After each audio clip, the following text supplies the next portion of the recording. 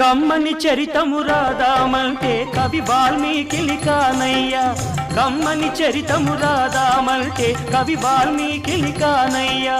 గానముతో కొలవాలంటే ఘన త్యాగయ్యను కానయ్యా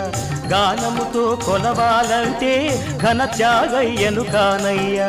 ఆశతో కోవెల కడదామంటే తహసీల్దారును కానయ్యా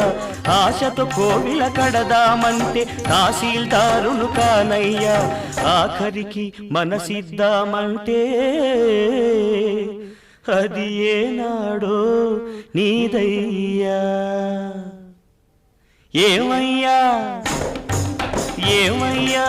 ఓ రామయ్యా ఎలా సేవించాలయ్యా నిన్ను ఏమని కీర్తించాలయ్యా ఏమయ్యా ఓ రామయ్యా